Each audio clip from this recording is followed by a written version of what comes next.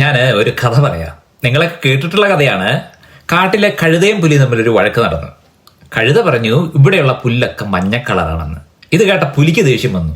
നിന്നെ വെറുതെ അല്ല കഴുതയെന്ന് വിളിക്കുന്നത്, നിനക്ക് കണ്ണ് കണ്ടുകൂടെ ഇതൊക്കെ പച്ചപ്പുല്ലാണെന്ന്? പച്ചപ്പുൽമേട് എന്നൊക്കെയാണ് ഇതിനെ പറയുക എന്ന് പുലി പറഞ്ഞു. അങ്ങനെ ഇവർ തമ്മിൽ ഭയങ്കര ആർഗ്യുമെന്റായി, വഴക്കായി, പ്രശ്നം ഗുരുതരമായി. അവസാനം അവർ സിംഹരാജാവിന്റെ അടുത്ത് ഈ കേസുമായിട്ട് വന്നു. പ്രശ്നം കേട്ട ശേഷം സിംഹരാജാവ് പറഞ്ഞു, കഴുത പറഞ്ഞതാണ് ശരി.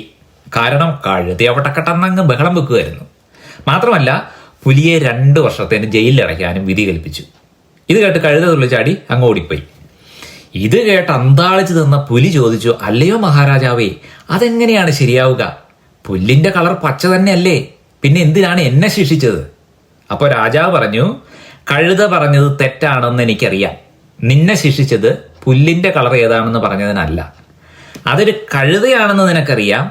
ആവശ്യമില്ലാത്ത കാര്യത്തിന് പുലിയായ നീ നിന്റെ വില മറന്ന് ഒരു കഴുതയുടെ അടുത്ത് തർക്കിക്കാൻ പോയതാണ് നീ ചെയ്ത തെറ്റെന്ന്. പ്രിയപ്പെട്ടവരെ, ഇതേപോലെ നമ്മുടെ ജീവിതത്തിനും ചില വിഡ്ഢികൾ വന്ന് നമ്മുടെ മുന്നിൽ വന്ന് ബഹളം വെക്കുമ്പോൾ, തർക്കിക്കുമ്പോൾ അത് ആർഗ്യൂ ചെയ്ത് ഞാനാണ് ശരിയെന്ന് നിങ്ങൾ തെളിയിക്കാൻ നിൽക്കേണ്ട കാര്യമില്ല.